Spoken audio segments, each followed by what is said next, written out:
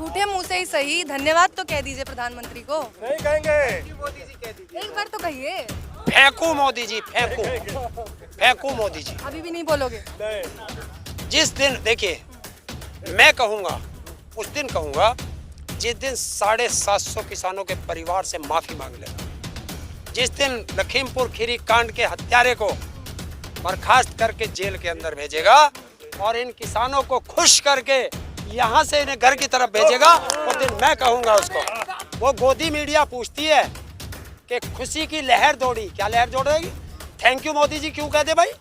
नमस्कार, बहुजन टीवी देख रहे हैं आप और मैं हूं आपके साथ पूजा और मेरे साथ है इस वक्त हरिंदर ताऊ जो काफी खुश नजर आ रहे हैं क्योंकि अब किसानों की जो है वो लगभग जीत तय हो चुकी है क्योंकि उन्होंने अपने 1 साल के इस लंबे संघर्ष के बाद प्रधानमंत्री को आखिर घुटनों पर वो ले ही आए हैं।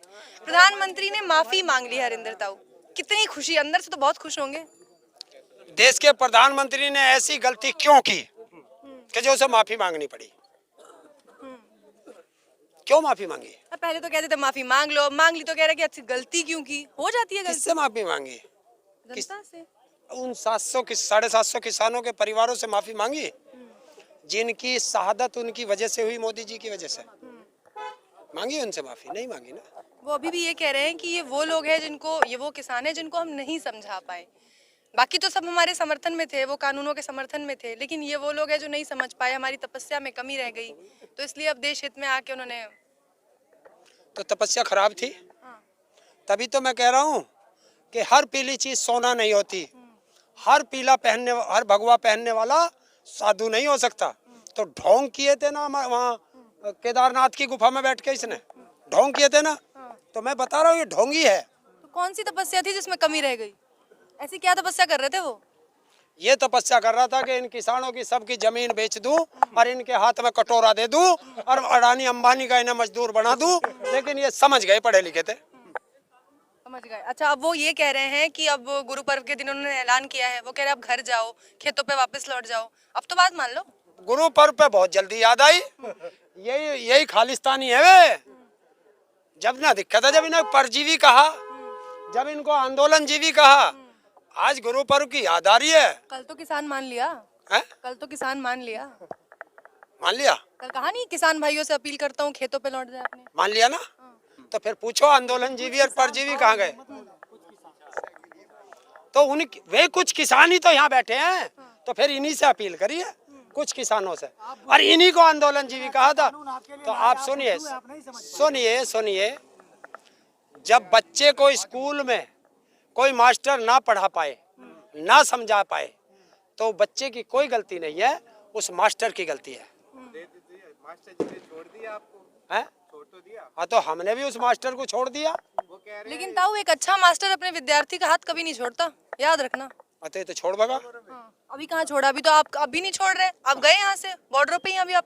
नहीं तो उनने तो छोड़ दिया, अपने विद्यार्थियों का हाथ तो छोड़ दिया, क्योंकि इन विद्यार्थियों ने उसे वोट देके कुर्सी पे बिठाया था और इन्हीं विद्यार्थियों के गले में फांसी का फंदा लगा के 1 साल से सड़कों पे बैठा रखा है। सीधा सीधा सवाल है, माफ किया या नहीं प्रधानमंत्री को? नहीं। क्यों? इतना तो अब देश के सामने आके माफी मांगी उन्होंने। जिस 750 किसानों से माफी मांगे, उनके परिवार से 50,000 किसानों पर मुकदमे हैं, उन परिवारों से माफी मांगे। वो जो टैनी बगल में बैठा रखा है किसानों का हत्यारा, उसको बर्खास्त किया, जेल भेजा।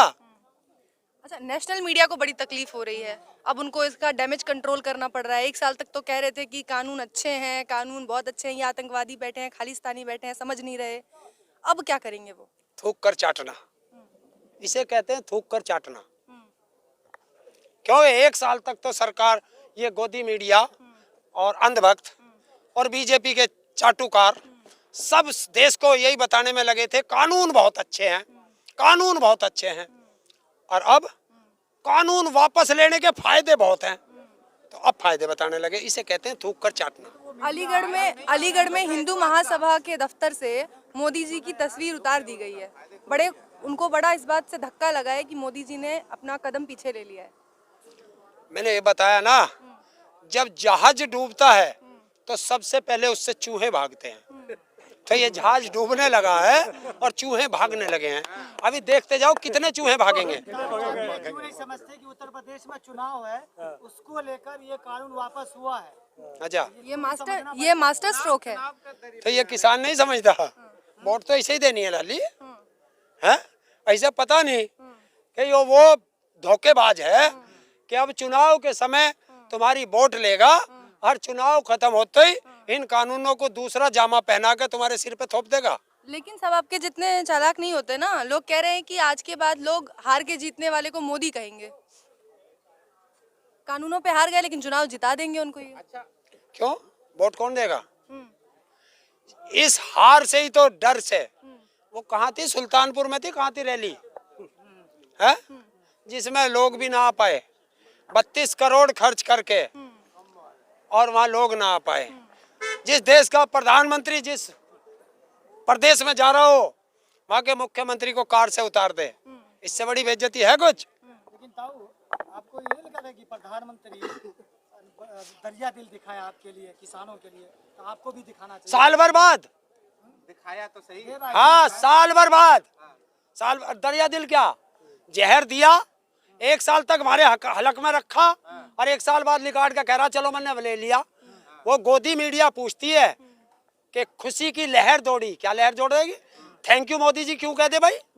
करा क्या उसने? सब कुछ में किया है। किसान जहाँ था वहीं खड़ा है। देश का आंदोलन सबसे बड़ा आंदोलन था, हाँ। आज इन्होंने आधा कर दिया। कैसे हो गया आधा? कानून वापस लेने के बाद तो कहाँ से हो गया आधा? आधा ही हो गया ना। एक बात तो मान ली आपकी। कहाँ मान ली? क्यों वापस हो गए कानून? कहाँ हो गया? ला राष्ट्रपति का बोर्ड लिखा हुआ दे दे। तो कह तो रहे हैं कि सत्र आएंगे। ये कार्रवाई शुरू कर दिया। अरे इस प्रधानमंत्री ने कहा था मेरठ के अंदर कि 14 दिन में पेमेंट करूंगा गन्ने का, नहीं तो ब्याज दूंगा। हुई? हो गया। ऐसा क्यों नहीं है प्रधानमंत्री? अरे भरोसे की तो बात है, देश के प्रधानमंत्री पे कितना भरोसा करा था। इन सारे युवाओं ने भरोसा किया था कि 2 करोड़ नौकरी देगा, आ गई। काला धन लाऊंगा, आ गया। और काला धन बढ़ गया वहाँ तो स्विस बैंक सब आएगा, है। टाइम दीजिए। और टाइम तो दे रखा था। किसी को 70 साल देते हैं, किसी को 7 साल भी देते हैं। 70 साल तो हमने किसी को भी न दिए। किसे दिए? बोलते हैं ना कि 70 साल में देश का कौन दिए? तो जब अनपढ़ देश का प्रधानमंत्री होगा तो वो 70 साल में उन 3 साल अपने भी गिन लिए। उसे यही पता नहीं देश का प्रधानमंत्री है क्या है। ताऊ, पद्मश्री कंगना रनौत को भी बड़ा धक्का लगा है। कह रही हैं कि बहुमत वाली सरकार को भी झुकना पड़ता है जिहादियों के आगे। अब क्या कहूँ, शब्द नहीं है। मोदी के मुंह पे चांटा क्योंकि मोदी तो इनका बाप था और जब इनके बाप ने इनकी नहीं सुनी तो बता हम कैसे सुन लेंगे इनकी। तो अब देखो मोदी जी डर गए तो इसमें मैं क्या करूं? तुम ही लोग कहते थे ये डरता नहीं है, 56 इंच की छाती है। अब वो कब 56 की 6 इंच की रहेगी मुझे पता ही नहीं चला। ये तो चलेगा।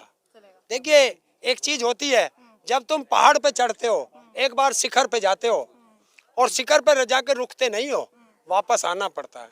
तो इनके जितने झूठ के प्रोपगंडे थे ये सब चल चुके, ये बिल्कुल आसमान पे पहुंच गए। तो जनता देख चुकी ना कितने झूठ बोले इन्होंने, तो अब तो इन्हें गिरना है। नेशनल मीडिया के एंकराओं को क्या संदेश दोगे? उनको बड़ा काम पड़ गया है भारी। वो पूरा उनका प्लान उल्टा पड़ गया, स्क्रिप्ट उनको दोबारा बनानी पड़ रही है। आपको कितना कुछ बोला, एसी में सोते हैं किसान नहीं है। अब बताओ क्या बनाएंगे स्क्रिप्ट वो? अब वे किसको बाप बनाए ये ढूंढ रहे होंगे। असली तो ये है बाप तो एक ही कि होता है। जिसको बाप बनाया वो तो धोखा दे गया उन्हें। तो अब देखो देश की मीडिया को सोचना चाहिए।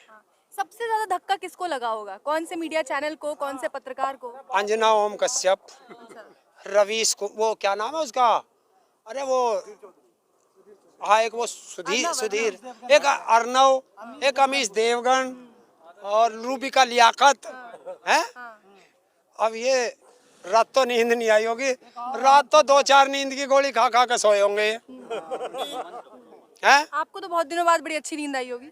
हमें तो रोज नींद आवे, किसान है हम तो काम करके थक के रोज सो में। हम तो जैसे रोज सो रहे थे ऐसे ही सो रहे थे, क्या काम हुआ इसमें।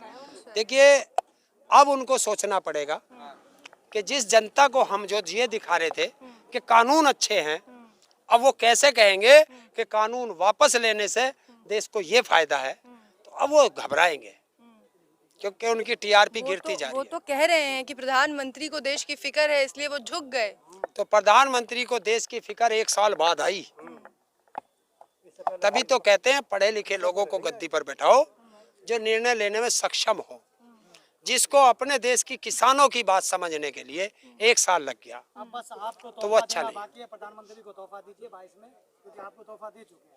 तो बिल्कुल 22 में जो किसान है ये तैयार बैठा है अपनी वैक्सीन लेके, और 22 में वैक्सीन लगा के उनकी जो मिर्गी पड़ने के दौरे हैं वो कम हो जाएंगे। एक बार झूठे मुंह से ही सही धन्यवाद तो कह दीजिए प्रधानमंत्री को, नहीं कहेंगे। कि मोदी जी कह दीजिए। एक बार तो कहिए।